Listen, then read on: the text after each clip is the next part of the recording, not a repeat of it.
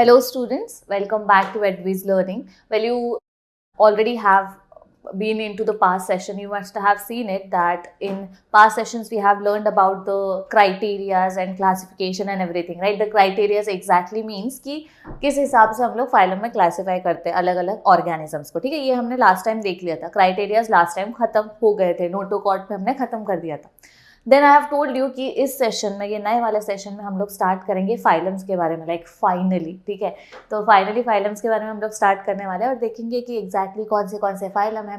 10th standard में देखो आप लोगों ने ना ऑलरेडी ये किया है. ठीक है, तो फटाफट क्लिक होना चाहिए अभी कि यार ये ऑलरेडी मैंने किया था, ये वाला पढ़ चुके, ये वाला पढ़ चुके, मतलब आ जाएगा अभी दिमाग में. क्लिक 10th में किया होगा तो अच्छी बात है, नहीं तो फिर 11th में वापस है ना. चलो स्टार्ट करते हैं. Then When I talk about phylum, the first phylum जो आपने 10th में पढ़ा था वही first phylum है, तो कोई 11th में आके अलग से नाम नहीं आने वाला है, वही phylum रहने वाला है. But it just we are going to learn little extra in this. ठीक है. Now when I talk about phylum, the first phylum that comes in kingdom Animalia, that is the classification of Animalia, उसमें सबसे पहला phylum आता है Porifera. ठीक है. अब जब मैं Porifera की बात करती हूँ, पोरी का मीनिंग होता है पोर्स. ठीक है, पोरी का मीनिंग होता है पोर्स. पोर्स मतलब भाई होल्स. ठीक है, स्पंज देखा है सबने, स्पंज के ऊपर जो होल्स होते हैं ना छोटे छोटे, उनको बोलते हैं पोर्स. ठीक है. फेरॉन्स मतलब क्या? बेरिंग. बेरिंग मतलब ऐसे ऑर्गेनिजम्स जिनके बॉडी के ऊपर पोर्स होते हैं छोटे छोटे, उनको हम लोग बोलते हैं पोरीफेरा. ठीक है, उनके पूरे बॉडी के ऊपर छोटे होल्स रहने वाले. इस कारण से वो किसकी तरह दिखने वाले हैं? Members of this phylum Porifera are also called as sponges. ये याद रखना भाई, है ना. ये एमसीक्यूज वगैरह में आपसे पूछते हैं बहुत बार कि member of this phylum are also called as what? They are also called as sponges. Why they are called as sponges? क्योंकि उनका बॉडी कैसे दिखने वाला है? स्पंज की तरह, क्योंकि बॉडी के ऊपर छोटे छोटे पोर्स है ना. आगे बढ़ते हैं, कैरेक्टरिस्टिक्स और फीचर्स देख लेते हैं ये फाइलम के. कैरेक्टरिस्टिक्स मतलब एग्जैक्टली कहाँ रहते हैं, कैसा बॉडी है, अपन ने जो भी अभी तक क्राइटेरिया पढ़ा, डिप्लोब्लास्टिक, ट्रिप्लोब्लास्टिक, ये सब इसमें हम लोग देखेंगे. फर्स्ट कैरेक्टरिस्टिक जो आता है वो है हैबिटेट. हैबिटेट मतलब ऑर्गेनिज्म कहाँ पे रहता है. जैसे अगर मैं ह्यूमंस की बात करूँ, हमारा हैबिटेट है टेरेस्ट्रियल, है ना, हम लैंड पे रहते हैं. फिशेस का हैबिटेट अगर आप बात करोगे तो वो है एक्वेटिक. बर्ड्स का बोलोगे तो वो एरियल. जहाँ पे ऑर्गेनिज्म अपना लाइफ ज़्यादा स्पेंड करने वाला, दैट पर्टिकुलर एरिया, वो उसका हो जाएगा हैबिटेट. मतलब जब हम ऐसा नहीं है कि humans will not go into water and all, they definitely go. But when you talk about exactly हम लोग कहाँ पे रहते हैं, मतलब हमारा लाइफ हम लोग ज़्यादा स्पेंड कहाँ पे करते हैं? लैंड के ऊपर. तो वी आर टेरेस्ट्रियल. वैसे ही जब मैं हैबिटेट की बात करूंगी, जो फाइलम पोरीफेरा के ऑर्गेनिज्म है उनका हैबिटेट कैसे रहता है? दे आर एक्वेटिक, मतलब पानी में रहेंगे. Most are marine but few species are found in fresh water. Now when I talk about aquatic मतलब पानी, है ना. अब पानी भाई दो तरीके का होता है, एक होता है खारा पानी और एक होता है मीठा पानी, है ना. तो खारा पानी मतलब सलीन वाटर, जिसको मरीन वाटर भी बोलते हैं, खारा पानी. When you talk about fresh water, जो नॉर्मली नदी का पानी होता है, तो मैक्सिमम जो ऑर्गेनिजम्स है फाइलम के वो कहाँ पे मिलने वाले? Mostly they are marine and few can be found in fresh water as well. वो हो गया उनका हैबिटेट. याद रखना एक्वेटिक, एक्वेटिक में कुछ फ्रेश वाटर में भी मिलते हैं, लेकिन मैक्सिमम कहाँ मिलते हैं? मरीन वाटर में. Then forms. अभी फॉर्म्स मतलब basically they are sedentary animals attach to the substratum of the rocks. मतलब अगर जैसे कि फॉर एग्जाम्पल आप लोगों ने 10th स्टैंडर्ड में साइकॉन के बारे में पढ़ा होगा, हम लोग आगे देखेंगे, डायग्राम जब देखेंगे तो आपको और क्लियर होगा. जब हम लोग उसके बारे में बात करते हो आपने देखा होगा ये ऑर्गेनिज्म ना सबस्ट्रेटम पे अटैच होते हैं. सेडेंटरी मतलब क्या? ऐसे ऑर्गेनिज्म जो लोकोमोशन नहीं दिखाते हैं. जैसे हम लोग लोकोमोशन दिखाते हैं, जैसे प्लांट्स आर सेडेंटरी. सेडेंटरी मतलब वो एक ही जगह पे रहने वाले हैं. वो लोकोमोट करते हुए देखा है कि प्लांट्स को कभी? Obviously not, right. When you talk about humans, we are locomotory because we have locomotory organs, right. हम लोग मोटाइल एक जगह से दूसरी जगह मूवमेंट करते हैं. लेकिन वही अगर आप ये पोरीफेरा की बात करोगे, ये फाइलम में जो भी ऑर्गेनिजम्स आते हैं ये कैसे होते हैं? These are sedentary. एक ही जगह पे वो सबस्ट्रेटम पे अटैच रहने वाले. कहाँ पे मिलते हैं? पानी के अंदर.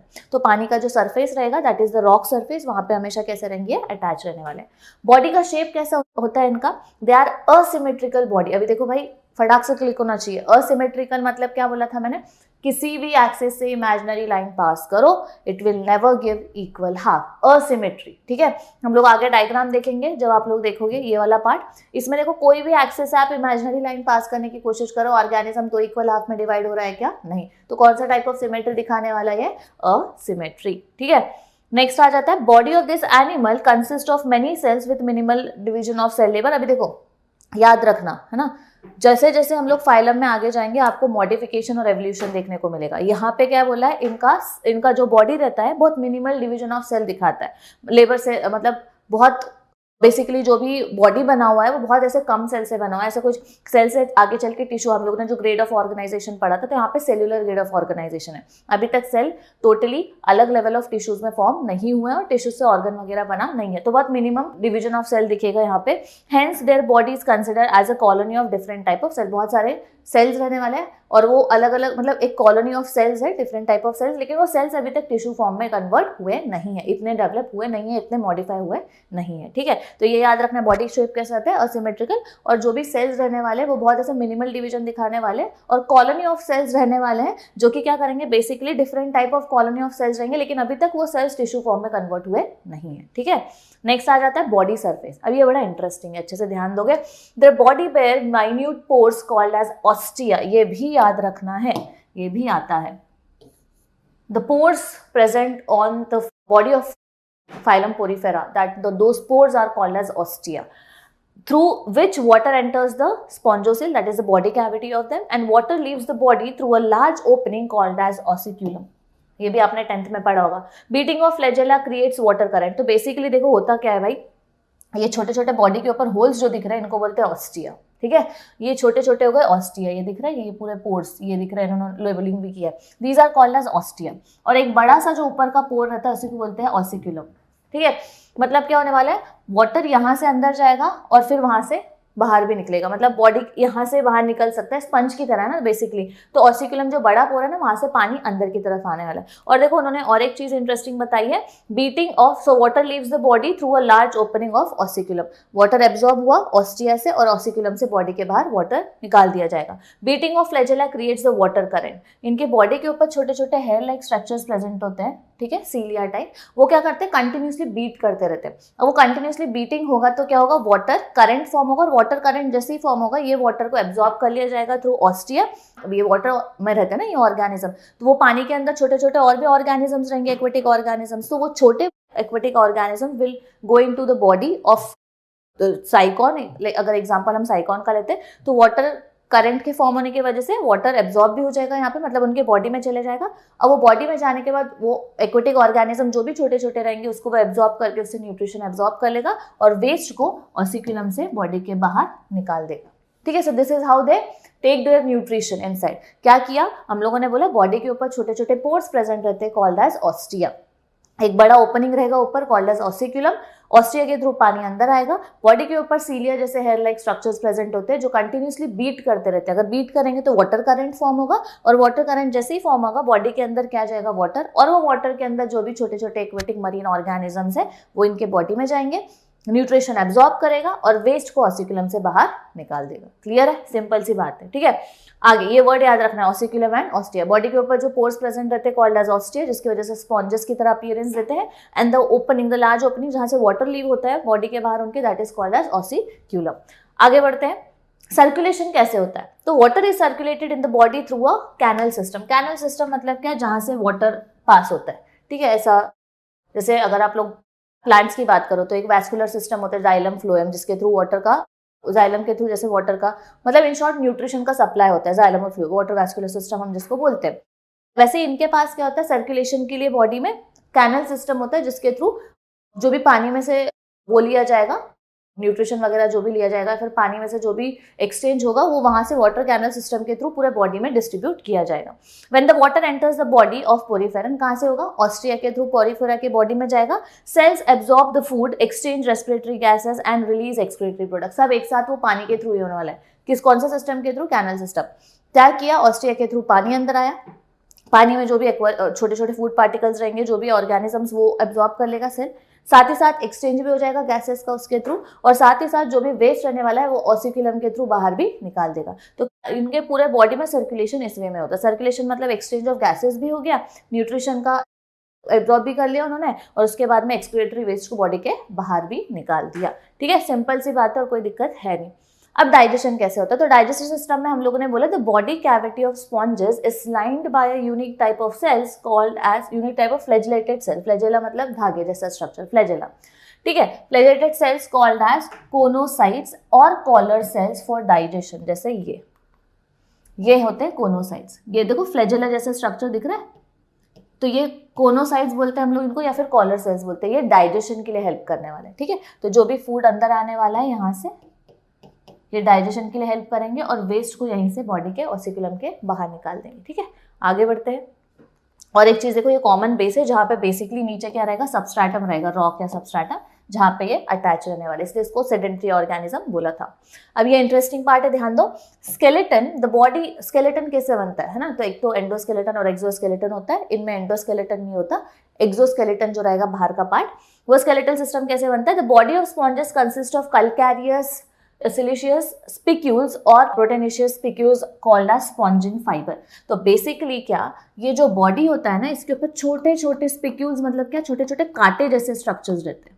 अब ये क्यों चाहिए, तो देखो भाई, हम लोगों ने क्या बोला, ये जो पोरीफेरन्स होते हैं इनका बॉडी कैसे होता है, काफी सॉफ्ट होता है, स्पॉन्ज है ना, स्पंज की तरह है, तो काफी सॉफ्ट है। कहाँ रह रहा है, पानी के अंदर रह रहा है। तो बेसिकली होने क्या वाला है, बाकी के जितने भी ऑर्गेनिजम्स है वो इजीली इनको डैमेज कर सकते हैं और खा सकते हैं, है ना। तो प्रोटेक्शन के लिए कुछ तो चाहिए, इनके पास थोड़ी ना हाथ पैर है मारने के लिए, राइट। सो बेसिकली प्रोटेक्शन के लिए उनको क्या चाहिए, कुछ तो प्रोटेक्शन के लिए बॉडी के ऊपर रहना चाहिए, है ना। कुछ प्रोटेक्शन के लिए इन शॉर्ट मीडियम होना चाहिए। तो वो प्रोटेक्शन के लिए क्या प्रेजेंट होता है इनके बॉडी के ऊपर, छोटे छोटे कांटे जैसे स्ट्रक्चर्स प्रेजेंट होते हैं जिनको हम बोलते हैं स्पिक्यूल्स, ठीक है। अब वो स्पिक्यूल्स जो रहने वाले हैं वो क्या करने वाले हैं, वो उनको प्रोटेक्ट करेंगे उनके बॉडी को, जिनको हम लोग बोलते हैं स्पॉन्जिन फाइबर। तो बेसिकली एक्चुअली ना कैल्शियम कार्बोनेट के बनते हैं और सिलिका के भी बनते हैं, ठीक है। तो उनके बॉडी के ऊपर ये प्रोटेक्शन की कवरिंग रहने वाली। रिप्रोडक्शन कैसे करने वाले हैं, तो reproduction is done in the sponges with the help of sponges reproduce asexually. Asexual mode of reproduction मतलब जहाँ पे मेल और फीमेल रिप्रोडक्टिव गैमेट्स रहने वाले नहीं है, सिंगल पेरेंट रहेगा जो कि आगे चल के रिप्रोड्यूस करने वाला है। एज वेल एज सेक्सुअली भी रिप्रोड्यूस करते हैं, तो बहुत दिखेगा यहाँ पे sexual reproduction as well as asexual type of reproduction, ठीक है। असेक्सुअल रिप्रोडक्शन कैसे करेंगे, takes place by fragmentation and gemmule formation. Fragmentation मतलब क्या, फ्रैगमेंट्स मतलब हिस्से, ठीक है। जैसे फॉर एग्जांपल अगर मैं अपने फिंगर्स की बात करूं तो ये एक हिस्सा हो गया, ये एक हिस्सा हो गया। फिर अपने हाथ की भी बात करूं तो ये एक हिस्सा हो गया, ये एक हिस्सा, फ्रैगमेंट्स, ठीक है। तो अलग अलग फ्रैगमेंटेशन, आपको याद होगा स्पाइरोगायरा में फ्रैगमेंटेशन होता है ना। तो वो तो अलग एग्जाम्पल, लेकिन मैं बस बता रही हूँ कि स्पाइरोगायरा में क्या होता है, वो जैसे मैच्योर हो जाता है स्पाइरोगायरा अपने बॉडी को डिवाइड कर देता है अलग अलग फ्रैगमेंट्स में, और वो अलग एक सिंगल फ्रैगमेंट से फिर नया ऑर्गेनिज्म बनने वाला है। सेम ये क्या करेंगे, अपने बॉडी को डिवाइड करेंगे इनटू डिफरेंट फ्रैगमेंट्स, और वो पूरा एक फ्रैगमेंट अलग से नया ऑर्गेनिज्म प्रोड्यूस करने वाला है, ठीक है। सो असेक्सुअली वैसे फ्रैगमेंटेशन के थ्रू भी रिप्रोड्यूस करते हैं। या फिर जेम्यूल फॉर्मेशन। जेम्यूल फॉर्मेशन मतलब मास ऑफ सेल्स जो रहेंगे, मास ऑफ सेल्स वो जो आगे चल के टोटली नया ऑर्गेनिज्म बनाते हैं, जिसको हम लोग बोलते हैं जेम्यूल। और वो जेम्यूल जब फॉर्म होने वाला है, वो पूरा bunch of mass of cells can produce into a new organism, totally new organism. Next आता है सेक्सुअल रिप्रोडक्शन कैसे होगा। Sexual reproduction is by formation of gametes. Gametes form होते हैं, male gamete and female gamete, and then the formation होने के बाद obviously fertilisation होगा। फर्टिलाइजेशन होने के बाद आगे चल के एक नया ऑर्गेनिज्म बनेगा। वही उन्होंने बताया, फर्टिलाइजेशन इज इंटरनल। इंटरनल मतलब हमने दो टाइप ऑफ फर्टिलाइजेशन पढ़े होंगे लोअर स्टैंडर्ड में, external fertilisation and internal fertilisation. Internal मतलब बॉडी के अंदर होने वाला फर्टिलाइजेशन। तो यहाँ पे गैमेट फॉर्म होता है सेक्सुअल वे में। अगर मैं बात करूंगी तो देखो, असेक्सुअली तो फ्रैगमेंटेशन के थ्रू हुआ और जेम्यूल फॉर्मेशन के थ्रू हुआ रिप्रोडक्शन। जब मैं सेक्सुअल रिप्रोडक्शन की बात करूंगी, गैमेट्स फॉर्म होते हैं, लेकिन फर्टिलाइजेशन कैसे होता है इनमें, इंटरनल, बॉडी के अंदर इंटरनल फर्टिलाइजेशन होगा, that is fusion of male and female gamete, and development is indirect through larva stage. Indirect through larva stage मतलब पहले लार्वा फॉर्मेशन होगा, फिर उसके बाद में एडल्ट में वो लार्वा फॉर्म होने वाला है। So this is how the reproduction takes place, sexually भी और असेक्सुअली भी, याद रखना है। नेक्स्ट आ जाता है sponges have great power of regeneration. मतलब क्या, इनके पास एक special type of cells present रहने वाले हैं called as regenerative cells, right. आपको याद होगा regenerative cells are the type of cells जो कि क्या, इनके पास एबिलिटी होता है। हम लोग जब इकाइनोडर्मेटा पढ़ेंगे आगे तब भी आप देखोगे उनके पास एक एबिलिटी होता है ऑफ रीजनरेशन। मतलब अगर एक पार्ट उनके बॉडी का लॉस हो गया तो वहां से वो पार्ट को वापस वो रीजनरेट कर सकते हैं। देखो याद रखना डिफरेंस को, कि जब मैं रीजनरेशन की बात करती हूँ, रीजनरेशन मतलब क्या, जो लॉस्ट पार्ट है उसको वापस रीजनरेट करना।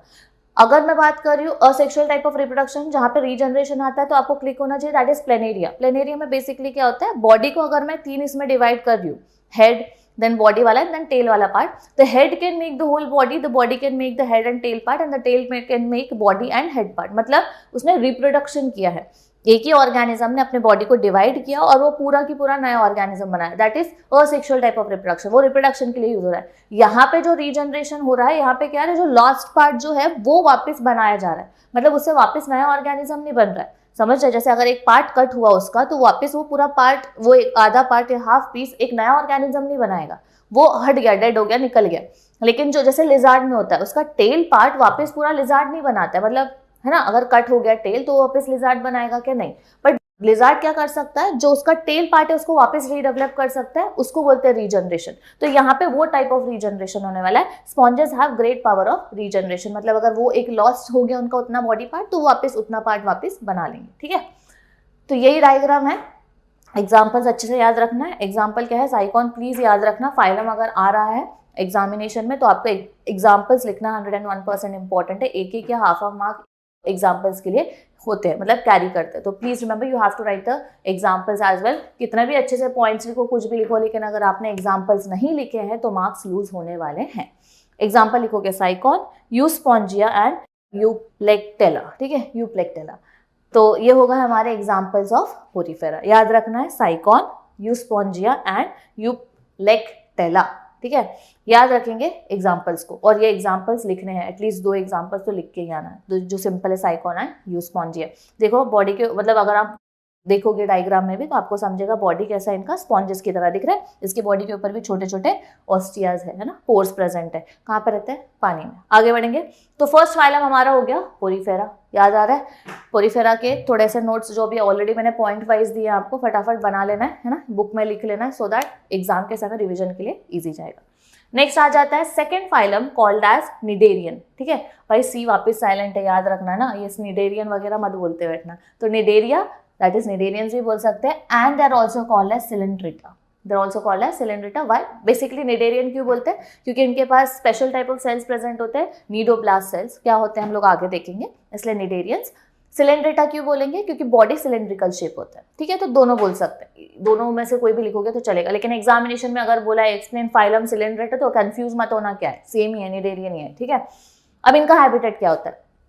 अगेन एक्वेटिक है, मोस्टली मरीन वाटर में मिलते हैं और कुछ फ्रेश वाटर में मिलते हैं, मतलब सेम पॉइंट हो गया, समझ रहा है? पोरीफेरा का और इसका सेम पॉइंट हो गया हैबिटेट, फर्स्ट वाला पॉइंट सेम ही रहेगा। दोनों क्या है? एक्वेटिक है, दोनों मरीन वाटर में मैक्सिमम मिलते हैं और थोड़े बहुत फ्रेश वाटर में मिलते हैं।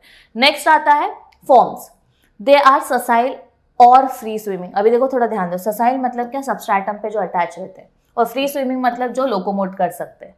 तो कुछ ऑर्गेनिज्म इनमें से होते हैं जो सबस्ट्रेटम पे अटैच रहेंगे और कुछ रहेंगे जो मूव करने वाले। लेकिन जब मैं पोरीफेरा की बात की थी, वो क्या थे? वो ससाइल ही थे, वो सेडेंट्री थे, मतलब वो एक ही जगह पे रहने वाले हैं, वो मूवमेंट नहीं दिखा रहे थे। ठीक है, नेक्स्ट एक स्पेशल टाइप ऑफ सेल्स होते हैं इनके पास, नीडोब्लास्ट सेल्स। होते क्या है वो? प्रेजेंस ऑफ नीडोब्लास्ट सेल और स्टिंग सेल्स भी बोलते हैं इनको। Cnidoblast cells are also called as sting cells, are present in the tentacles for anchorage, offence and defence. तो अगर मैं एग्जांपल लूंगी हाइड्रा का, तो यहाँ पे हाइड्रा में टेंटाकल्स होते हैं, जो कि एग्जांपल है सिलेंड्रेटा। यही फाइलम के अंदर हम लोग हाइड्रा देखेंगे। उसके जो टेंटाकल्स रहते हैं वहाँ पे स्टिंग सेल्स प्रेजेंट रहते हैं, जिनको हम नीडोब्लास्ट बोलते हैं। तो एंकरिंग मतलब क्या? पकड़ने के लिए, कैप्चरिंग करने के लिए काम आता है, साथ ही साथ डिफेंस करने के लिए भी, ऑफेंस एंड डिफेंस करने के लिए भी वो काम आएगा, मतलब प्रोटेक्शन करने के लिए खुद के इसका। क्योंकि अगर सबस्ट्रेटम पे हाइड्रा अटैच है, कोई भी इनके बॉडी के ऊपर स्पिक्यूल्स वगैरह प्रेजेंट नहीं रहेंगे जैसे पोरीफेरा पे था, तो इनके पास भी कुछ प्रोटेक्शन के लिए होना चाहिए। So they have tentacles present there near their mouth. तो टेंटाकल से फूड को पकड़ने वाले हैं। एंकरिंग, जहाँ पे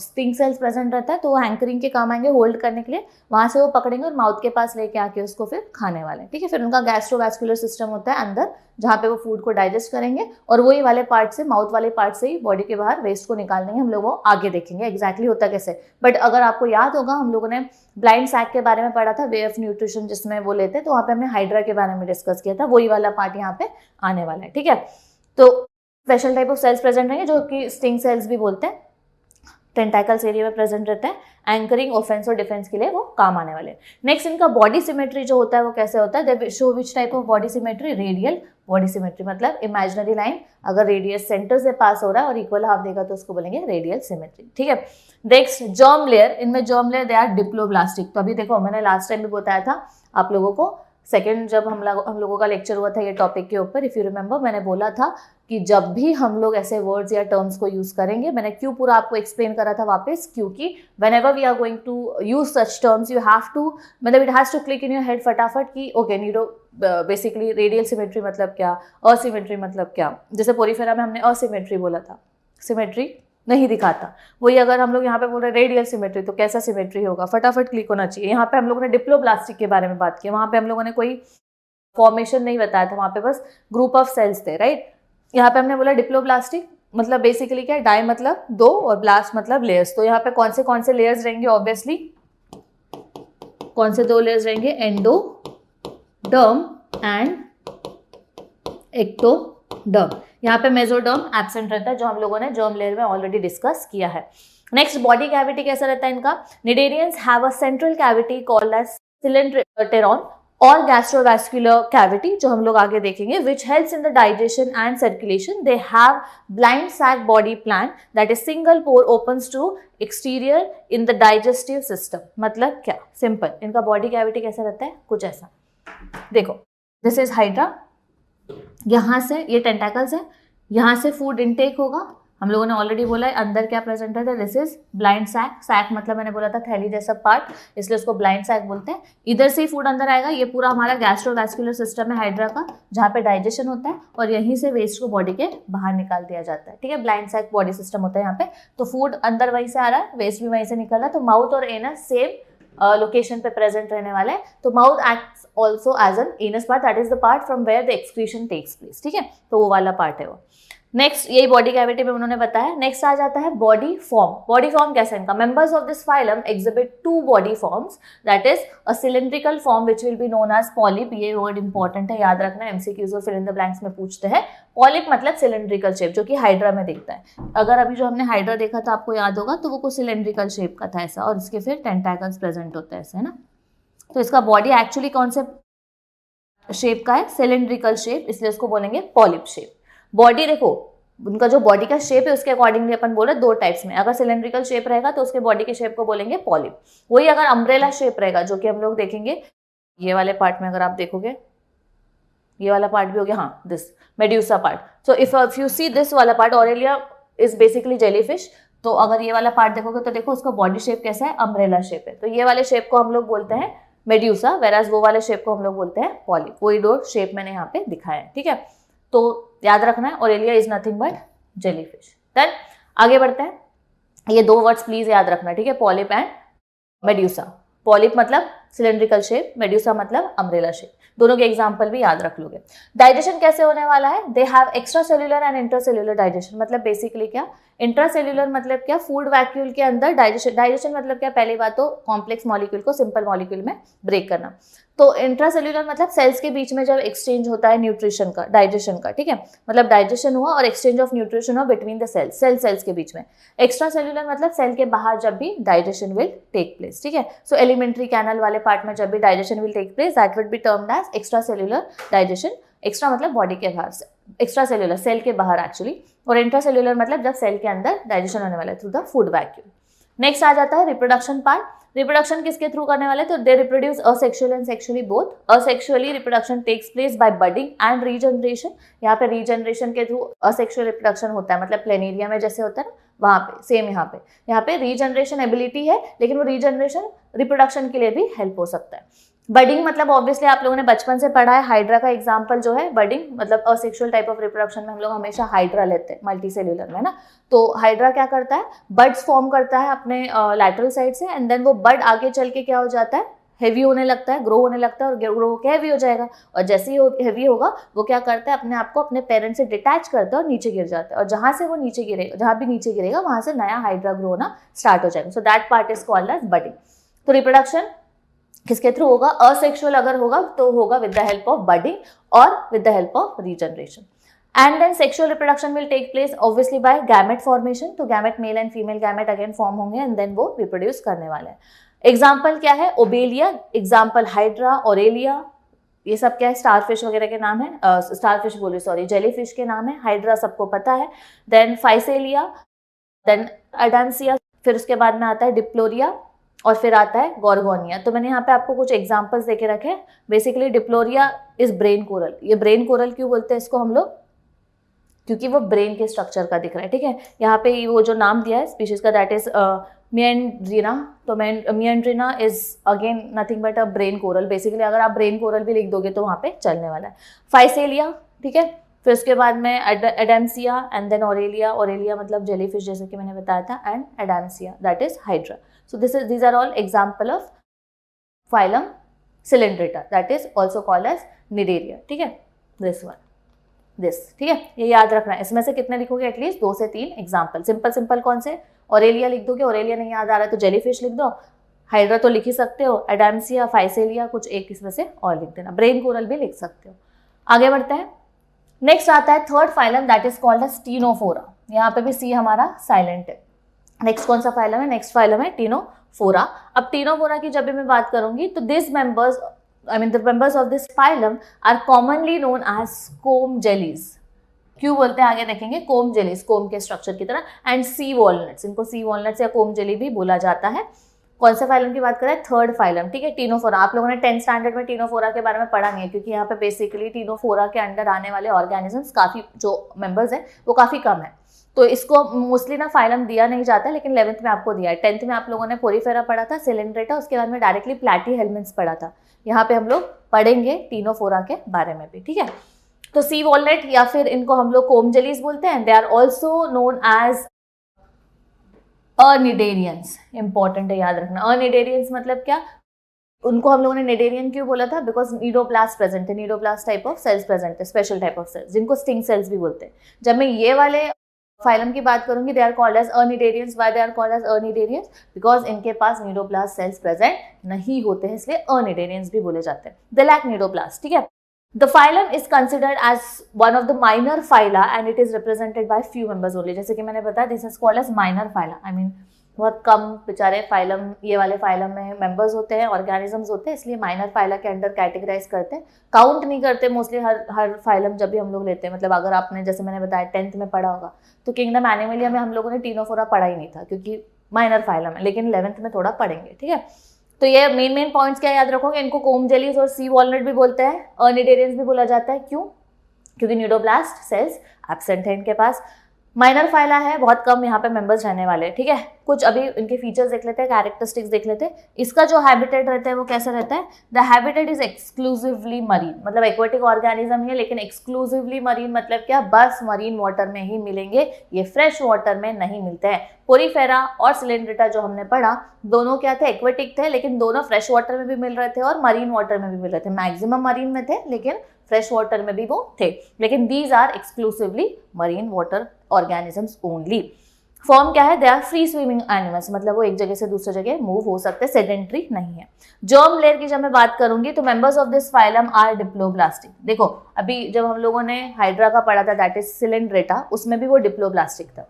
जब मैं एवोल्यूशन की बात करूंगी, मॉडिफिकेशन की बात करूंगी, तो सडनली एवोल्यूशन नहीं हो रहा है. जैसे मतलब अगर अभी तक जो फाइलम देखा वो डिप्लोब्लास्टिक एंड अचानक से जो नेक्स्ट फाइलम आ रहा है दैट इज ट्रिप्लोब्लास्टिक, ऐसा नहीं होता है. द एवोल्यूशन विल टेक, और द मॉडिफिकेशन जो हो रहा है वो हमेशा कैसे होगा? धीरे धीरे होने वाला है. तो ये याद रखना है. तो हम लोगों ने जो सिलिंड्रेटा पढ़ा वो भी डिप्लोब्लास्टिक था, और जब आप हैबिटेट यहाँ पे जब इनकी जर्म लेयर की बात करोगे टीनोफोरा की, तो these are also diploblastic. Again जब मैं डिप्लोब्लास्टिक बोलूंगी तो डाई मतलब क्या होता है? डिप्लो मतलब होता है 2, और ब्लास्ट मतलब हम लोगों ने क्या बोला था? लेयर्स. ठीक है, मतलब जर्म लेयर्स. तो दोनों कैसे बनने वाले हैं? डिप्लोब्लास्टिक मतलब बस 2 लेयर से बनेगा. कौन से लेयर्स होते हैं? एक होता है एंडोडर्म, है ना. एंडो मतलब हम लोगों ने कौन सा बोला था? Inner layer. और एक होता है एक्टोडर्म. यहां पे भी मेसोडर्मल लेयर क्या है? एब्सेंट है. ठीक है, इसलिए इसको बोलेंगे डिप्लोब्लास्टिक ऑर्गेनिज्म. तो जर्म लेयर हो गया. अब नेक्स्ट आ जाता है उसका बॉडी सिमेट्री. बॉडी सिमेट्री कौन सा होता है यहाँ पे? Again radial body symmetry. Radial मतलब फिर से क्लिक होना चाहिए, जो अपन ने सिलिंड्रेटा में पढ़ा था वो भी रेडियल सिमेट्री था. टीनोफोरा भी कौन सा टाइप ऑफ सिमेट्री दिखाएगा? रेडियल. मतलब इमेजिनरी लाइन कहाँ से पास होना चाहिए? सेंटर से, रेडियस से. और अगर सेंटर से पास होकर 2 इक्वल हाफ दे रहा है तो उसको बोलते हैं रेडियल सिमेट्री. तो यहाँ पे भी अगर ऑर्गेनिज्म हम लोग आगे देखेंगे तो इनके बॉडी में से अगर मैं रेडियली इमेजिनरी लाइन पास करूँ, लेट्स से यहाँ से अगर ऑर्गेनिज्म है, यहाँ से इमेजिनरी लाइन पास किया तो ये 2 इक्वल हाफ देते हैं. यहाँ से इमेजिनरी लाइन पास किया तो 2 इक्वल हाफ देते हैं. यहाँ से पास किया, अगर ये स्ट्रेट रहेगा ऑर्गेनिज्म, अभी it is tilted, so again equal half देगा. और यहाँ से भी पास करेंगे इमेजिनरी लाइन तो इक्वल हाफ देने वाला है. तो सेंटर से पास हो रहा है, इसलिए रेडियल सिमेट्री हम लोगों ने बोला था ऑलरेडी लास्ट टाइम. ठीक है, तो कौन सा type of symmetry? Radial symmetry. चलो ठीक है, तो ये हो गया डिप्लोब्लास्टिक, रेडियल सिमेट्री दिखाने वाला है, इमेजिनरी लाइन रेडियस से पास होगा तो इक्वल हाफ। नेक्स्ट आ जाता है बॉडी प्लान कैसा है इनका। तो these animals, I mean the animals of this show which type of body plan, that is blind sac body plan again। blind sac मतलब जैसे हाइड्रा में था ना, जहां से फूड इनटेक होता है वहीं से एक्सक्रीशन भी होने वाला है, मतलब माउथ एंड इनर सेम, दोनों सेम पार्ट पे रहेंगे, सेम लोकेशन पे रहेंगे।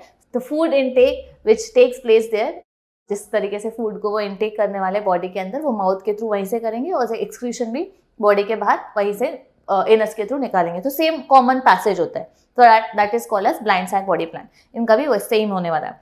बॉडी ऑर्गेनाइजेशन कैसे होता है, यहाँ पे देखो again it show tissue level of organisation.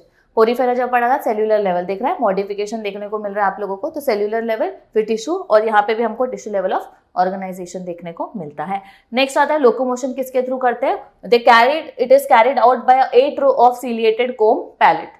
ठीक है, पैलेट्स रहने वाले, सीलिएटेड मतलब हेयर जैसे स्ट्रक्चर्स रहेंगे, 8 रोज के रहने वाले, और वो लोकोमोशन के लिए हेल्प करते हैं। ये जो दिख रहा है, ये बॉडी के ऊपर इनके ये सीलियाज है, ये रोज है एक्चुअली, रोज के ऊपर ऐसे पतले पतले हेयर लाइक स्ट्रक्चर रहेंगे जिनको सीलिया बोलते हैं, और ये कंटिन्यूसली क्या करते हैं, बीट करते रहते हैं, जो कि स्विमिंग के लिए उनको हेल्प करने वाले। एक्वेटिक ऑर्गेनिज्म है तो पानी में प्रेजेंट रहते हैं। ठीक है, काफी सुंदर दिखते हैं।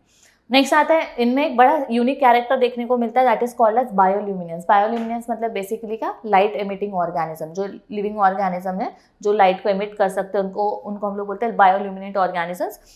It is a characteristic feature of the member of this phylum. Bioluminescence दिखाते हैं, अगर आप देखोगे पिक्चर में तो देखो यहाँ पे इनका बॉडी कैसा है, ल्यूमिनेट कर रहा है ना, लिविंग ऑर्गेनिजम्स है जो कि अपने बॉडी को रिफ्लेक्ट, लाइट को रिफ्लेक्ट कर रहे हैं, तो बायोल्यूमिनेंस दिखाते हैं। बायोल्यूमिनेंस आपने इसमें भी देखा होगा, फायर फ्लाई हो गया या फिर नॉक्टिल्यूका हो गया, ये सब वो नहीं, नॉक्टिल्यूका इज दैट वन, वो जो पानी में लाइट देखा होगा आपने, वो मूवी देखा होगा, कौन सा मूवी था I don't remember, but the song is Galiya song. तो वो उसमें जो female character takes the water in the hand, right, तो वो जो भी पानी ले रही थी हाथ में, वो अगर आप देखोगे पानी को तो वो ग्लो कर रहा था, वो बायोल्यूमिनेंस होता है। बस एग्जाम्पल दे रही हूँ, ठीक है, याद रखना है।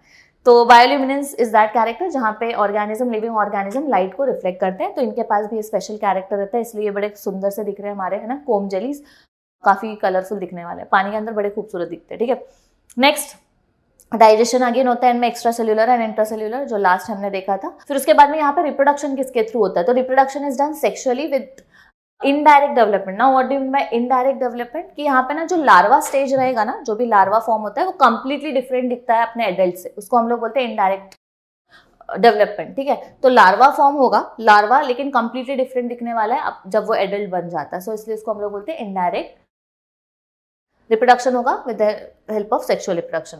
यहाँ पे कोलोब्लास्ट रहते हैं, colloblast are the cells, these are sticky cells are use to capture the prey. तो इनके बॉडी मतलब बेसिकली स्टिकी सेल्स प्रेजेंट रहते हैं, यहाँ पे स्टिकी सेल्स रहेंगे, जो कि अगर आप ऐसा फ्लैजेला टाइप देख रहे हो, दीज तो स्टिकी सेल्स प्रेजेंट रहते हैं जो कि क्या करेंगे, प्रे को कैप्चर करने के लिए काम आने वाले, right. So these are again you can say kind of special type of cells जिनको हम लोग स्टिकी सेल्स बोल सकते हैं। लेकिन अगर हम लोग हाइड्रा की बात करेंगे, सो वी नो दैट वहाँ पे टेंटाकल्स में स्टिंग सेल्स प्रेजेंट है, जो कि प्रोटेक्शन के लिए और कैप्चरिंग के लिए काम आ रहे थे। यहाँ पे हम लोगों ने स्टिकी सेल्स बोले, ठीक है। कौन से सेल्स हैं यार, these are called as colloblast. ठीक है, आगे बढ़ते हैं। नेक्स्ट आता है, एग्जाम्पल दिया उन्होंने, pleurobrachia and ctenoplana. Ctenoplana and pleurobrachia are the examples. तो यहाँ पे देखोगे तो इनको कोम जेलीज बोलते हैं हम लोग, सी वॉलनट जो बोला था, तो ये अगर वो याद नहीं आ रहे रहेंगे ये दोनों नाम, लेकिन एटलीस्ट एक टीनोप्लाना तो लिख ही सकते हो और बाकी कोम जेली लिख सकते हो यहाँ पे, ठीक है। तो ये है उनका स्ट्रक्चर, ये कुछ इस तरीके के दिखते हैं और एग्जाम्पल में ये लिखना है। आई होप इतना क्लियर है, सिंपल है टीनोफोरा, ज्यादा कोई कॉम्प्लिकेशंस नहीं है, बस ये वाला पार्ट याद रखना है और कुछ फीचर्स इनको याद रखना है। थोड़े बहुत फीचर्स तो ऑलमोस्ट सेम है सिलेंड्रेटा की तरह, ठीक है। आगे बढ़ते हैं। अब ये मैंने थोड़ा डिफरेंशिएशन कर दिया है आप लोगों के लिए इजी पड़ेगा, इसलिए थोड़ा ध्यान दोगे और कंपैरिजन करते जाएंगे, ठीक है। फीचर्स देखते हैं और फाइलम। फाइलम सबसे पहला है पोरीफेरा जिनको स्पॉन्जेस बोलते हैं, निडेरिया जिसको सिलेंड्रेटा भी बोला जाता है, एंड टीनोफोरा जिसको कोम जेली एंड सी वॉलनट बोलते हैं। सबसे पहले फीचर्स देखेंगे और क्या क्या डिफरेंशिएशन है सब में वो देखने वाले। ग्रेड ऑफ ऑर्गेनाइजेशन क्या है पोरीफेरा का, सेल्यूलर लेवल मतलब सेल से बने हुए हैं, ठीक है। सेल्यूलर लेवल ऑफ ऑर्गेनाइजेशन, यहाँ पे टिश्यू से बनता है ये, और ये भी टिश्यू लेवल ऑफ ऑर्गेनाइजेशन। तो आपको देखो यहाँ पे अगेन मॉडिफिकेशन देखने को मिल रहा है। सिमेट्री कौन सा दिखेगा पोरीफेरा में, या तो रेडियल सिमेट्री या तो असिमेट्रिकल, मोस्टली असिमेट्री दिखाता है। निडेरिया की बात करोगे सिलेंड्रेटा की तो रेडियल सिमेट्री दिखाता है और टीनोफोरा भी हमेशा रेडियल सिमेट्री दिखाएगा। जर्म लेयर कैसे रहने वाले हैं पोरीफेरा में? डिप्लोब्लास्टिक, डिप्लोब्लास्टिक एंड डिप्लोब्लास्टिक, तीनों में अगेन 2 लेयर से ही फॉर्मेशन हो रहा है। जैसे कि मैंने बताया था अचानक से मॉडिफिकेशन देखने को नहीं मिलता है। अगेन मॉडिफिकेशन हमेशा कैसे होगा? एवोल्यूशन धीरे धीरे होगा, ठीक है। तो तीनों के तीनों कैसे बने हुए हैं? 2 ही लेयर से बने, एंडोडर्म एंड एक्टोडर्म। यहाँ पे मेसोडर्म अभी तक फॉर्मेशन हुआ नहीं है। सीलोम कैसा है? अगेन तीनों में असीलोमेड ऑर्गेनिज्म से, अगेन सीलोम फॉर्मेशन भी नहीं है। हमने ऑलरेडी पढ़ा था सीलोम के बारे में जब बॉडी कैविटी पढ़ा था कि मेसोडर्मल लेयर से ओरिजिन होता है। तो अगर मेसोडर्मल लेयर है ही नहीं तो ऑब्वियसली सीलोम प्रेजेंट रहेगा क्या? नहीं, तो असीलोमेड है सब। हैबिट एंड हैबिटेट क्या है? पोरीफेरा एक्वेटिक रहते हैं, मोस्टली मरीन, सेडेंट्री मतलब सरफेस पे अटैच रहने वाला है, सॉलिटरी और कॉलोनियल, सिंगल रहेंगे या फिर कॉलोनी में रहने वाले, ठीक है। सेम यहाँ पे भी एक्वेटिक, मोस्टली मरीन, ससाइल, कुछ फ्री स्विमिंग होते हैं मतलब कुछ अटैच रहेंगे और कुछ मूवमेंट करेंगे। Again solitary and colonial. कौन? सिलेंड्रेटा। हाइड्रा को याद रख के करो। यहाँ पे टीनोफोरा की जब बात करोगे तो again this show these are completely exclusively marine. हमने बोला था यहाँ पे फ्रेश वाटर में ये कंप्लीटली मिलते ही नहीं है। सॉलिटरी है, सिंगल रहेंगे और पेलाजिक। पेलाजिक मतलब क्या? एकदम डेप्थ ऑफ द ओशन में, सरफेस पे यहाँ पे नहीं मिलेंगे, एकदम डेप्थ पे रहते हैं ओशन के, एकदम सरफेस लेयर पे, ऊपर नहीं मिलेंगे, सबस्ट्रेटम पे आपको नहीं मिलेंगे, एकदम डेप्थ पे मिलेंगे। उसको बोलते हैं पेलाजिक ऑर्गेनिजम्स। तो ये क्या है? पेलाजिक है, एकदम डेप्थ में मिलेंगे ओशन के। डाइजेस्टिव सिस्टम कैसा होता है यहाँ पे? इनमें तो डाइजेस्टिव सिस्टम एब्सेंट रहता है। तो वाटर ट्रांसपोर्ट किसके थ्रू होगा? थ्रू कैनल सिस्टम, जो हमने बोला, जहाँ पे exchange of food, exchange of gases वगैरह होता रहता है और एक्सचेंज ऑफ वेस्ट को भी, एक्सक्रीटरी वेस्ट को भी बॉडी के बाहर निकालते हैं। नेक्स्ट यहाँ पे किसके थ्रू होता है डाइजेशन? डाइजेशन यहाँ पे इनकम्प्लीट है। इनकम्प्लीट मतलब माउथ एंड एनस दोनों सेम लोकेशन पे प्रेजेंट रहते हैं, तो जहां से फूड अंदर आने वाला है वहीं से बॉडी के बाहर भी जाएगा। Intracellular and extracellular digestion will take place.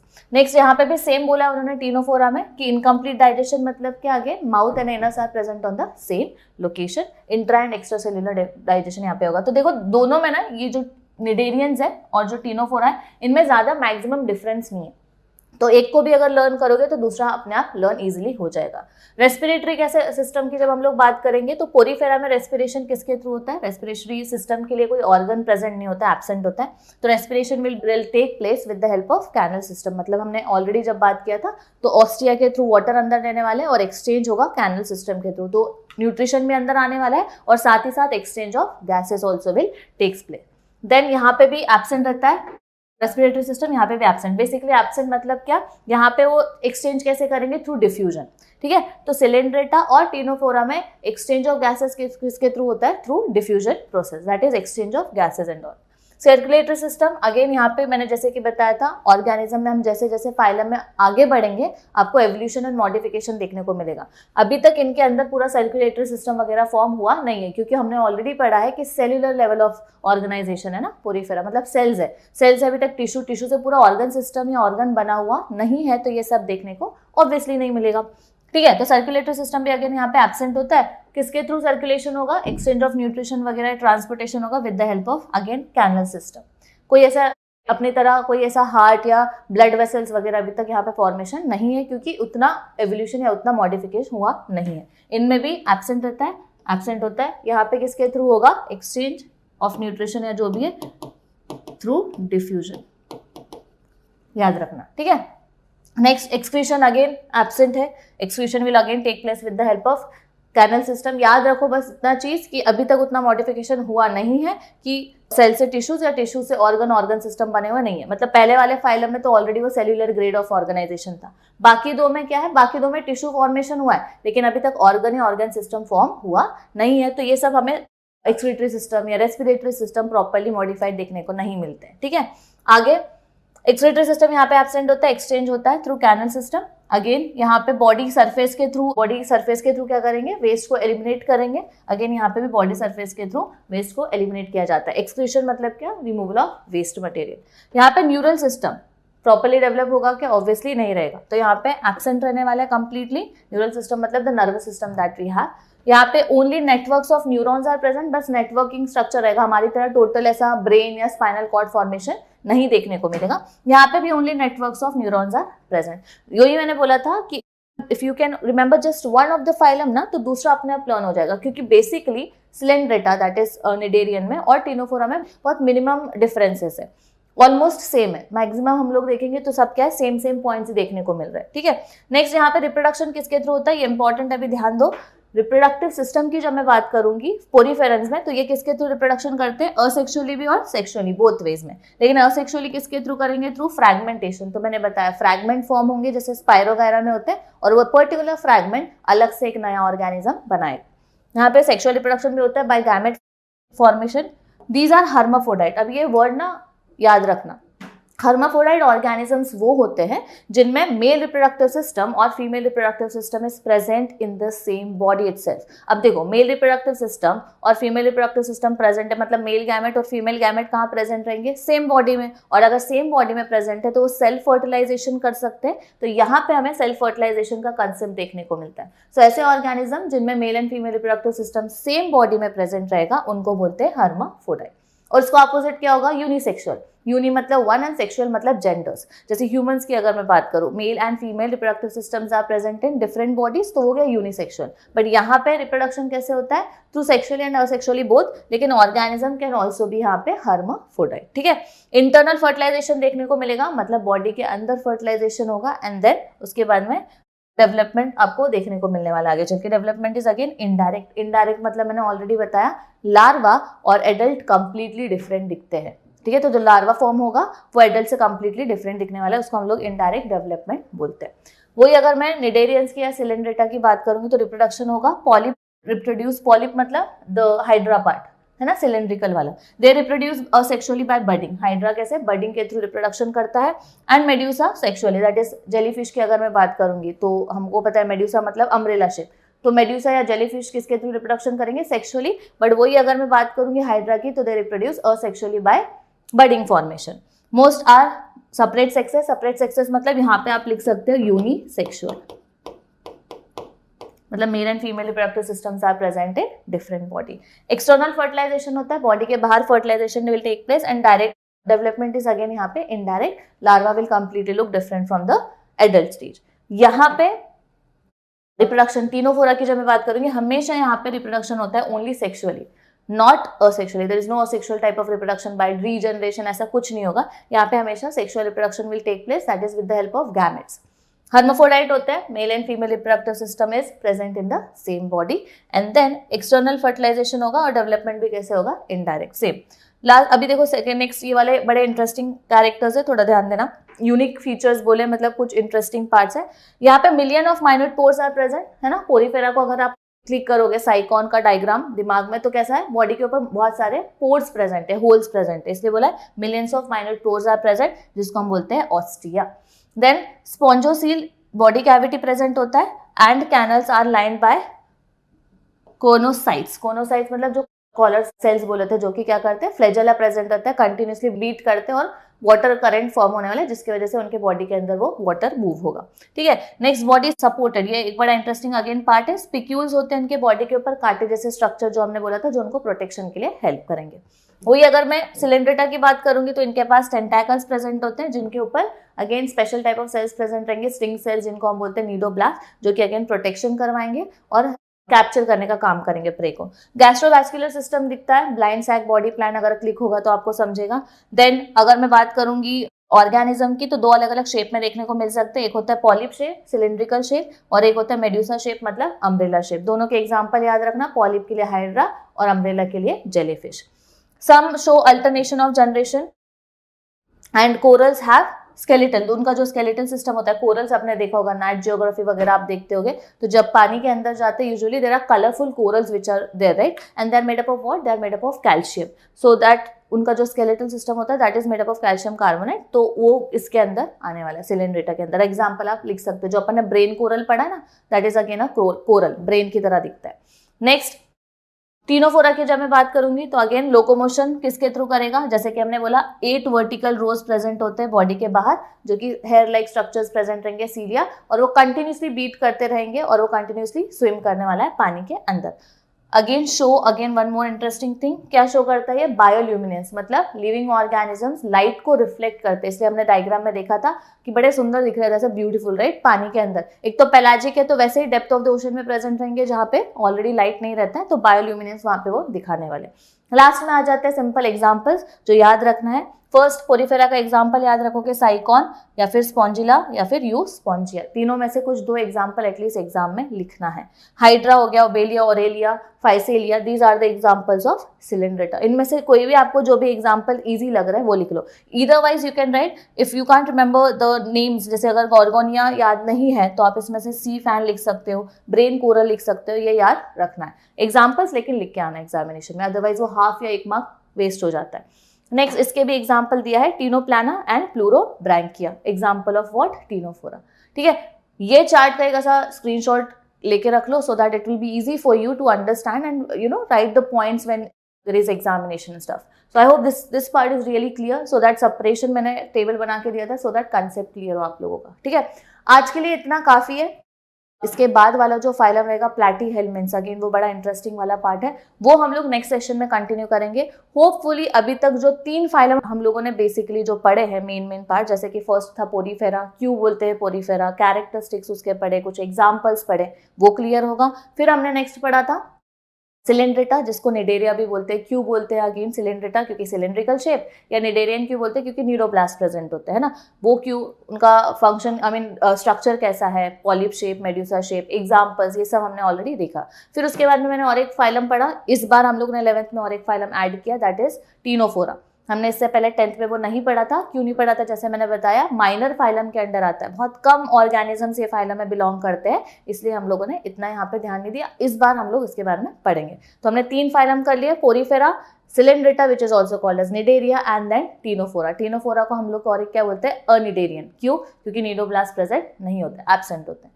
इतना काफी है आज के लिए। चार्ट एक बार गो थ्रू कर लेना फिर से, और फिर इसके बाद में हम लोग कंटिन्यू करेंगे next phylum, that is Platyhelminthes. बड़ा इंटरेस्टिंग पार्ट रहने वाला है, so keep watching that part as well. I hope everyone is clear with that. Thank you.